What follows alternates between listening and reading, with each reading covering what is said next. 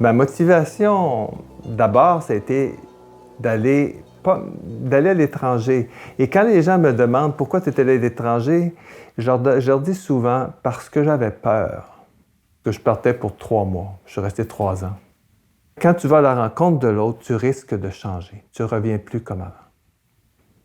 Tu deviens un hybride. Personnellement, moi, j'étais plus marqué par l'espèce d'ouverture nouvelle que par le risque. Mais c'est sûr que, par exemple, pour nos parents, c'était une décision difficile, qu'ils ont eu une certaine difficulté à accepter.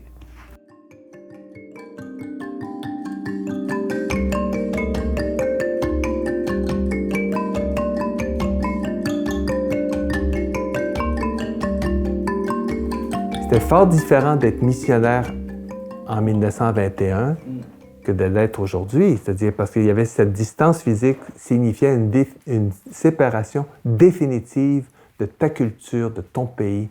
La parole de l'Évangile, laisse ton pays, laisse tes parents, pars. Ça a été dit à Abraham, laisse, pars, puis il est parti. Bien, c'est sur cette foi de nos ancêtres qu'on a pu continuer. Alors, tu sais, moi, je pense que c'est plein d'espoir. Si on avait un petit peu ce courage qu'ils avaient. Ce qui nous manque aujourd'hui, je pense, c'est du courage. Eux autres, ils l'avaient. Peut-être qu'on voit plus loin parce qu'on est sur leurs épaules. Je suis plein d'admiration pour nos premiers missionnaires qui partaient pour la Chine. Tu sais, à 24 ans, tu partais pour la vie. 24 ans, tu partais pour la vie en 1930. Hey, tu étais encore au boguet ici, tu partais pour la vie, ça prenait 3 mois de te rendre en Chine. Puis tu ne reverrais plus jamais tes parents. Les gens partaient avec cette idée-là. Puis de fait, quand on regarde la liste qu'on a à Pont-Vieux en arrière, oui. À 20 ans, 29 ans, 27 ans, sont morts. Toute la première gang. C'est impressionnant. Je regarde ça, moi, puis je suis en contemplation. Des jeunes qui partent pour la vie. Les premiers confrères de la société, ils ont été envoyés en Chine.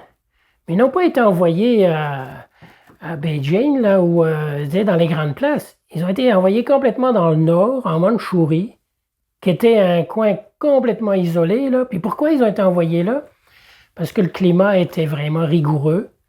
Puis eux, comme ils venaient du Québec, l'hiver, puis le froid, puis la neige, puis la glace, ils connaissaient ça, on va les envoyer là au fin fond, en Mandchourie.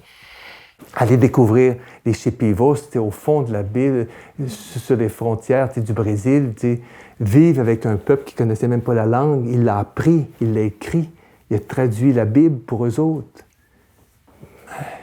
Moi, ça m'a... Puis non, ça s'est fait aux Philippines, ça s'est fait ailleurs. Tu te laisses imprégner par l'esprit de l'autre, par ses manières de faire, de penser. C'est un monde à découvrir. Il y a des gens qui ont peur de l'inconnu. Alors qu'ils ne prennent pas de risques. Alors souvent, alors on risque de passer à côté.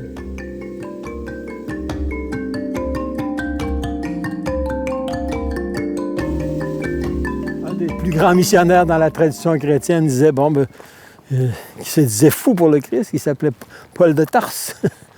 Oui, il y a des choses qui, selon les critères d'une société de consommation dans laquelle on est, une société toute super organisée, c'est sûr que d'aller apprendre une autre langue, de s'insérer dans une autre culture, de perdre des années de sa vie pour des œuvres qui peut-être continueront ou non, oui, on peut dire que c'est des folies.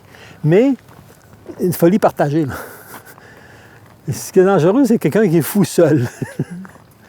Mais une folie partagée, ça veut dire qu'il y a une possibilité de rencontre, de dialogue.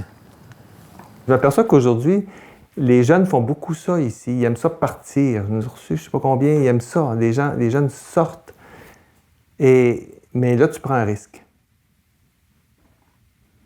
Là, c'est comme le petit prince. Tu deviens responsable de ce que tu as apprivoisé. C'est pas la Société Mission étrangère n'est pas une agence de voyage qui envoie des gens pour 3 mois. Ah non, c'est 4, 5 ans, 6 ans. Quand tu vas en Asie, là, la personne s'engage pour 6 ans, puis son premier engagement, ça va être d'apprendre la langue locale. C'est un engagement à long terme, là. Bienheureux ceux qui prennent le risque de la rencontre. Bienheureux ceux qui prennent le risque d'aller à l'inconnu. Mettez-vous pas à la suite de quelqu'un qui connaît le chemin, mettez-vous à la suite de quelqu'un qui est prêt à courir le risque d'aller vers l'inconnu. Le fait d'aller à Dextra, à l'extérieur, dans d'autres pays, ça nous force à des rencontres différentes, de risquer des expériences négatives. Et des fois, quand on rencontre quelqu'un, des fois ça va bien, mais des fois ça va pas très bien. Puis dans le passé, on peut avoir eu des expériences négatives avec les gens. Alors, je pense que c'est important de surmonter ça, puis de ne pas dire « Ah, ben les gens sont comme ça, ils ne veulent pas nous accueillir, ils ne savent rien. » Bon. Ces expériences négatives-là peuvent nous bloquer. Alors, je pense qu'il faut en être conscient et aller au-delà de ces expériences-là pour aller atteindre l'autre.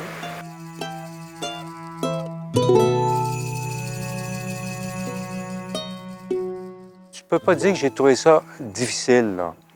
J'ai trouvé ça que ça correspondait à un désir en moi d'aller plus loin, de me dépasser.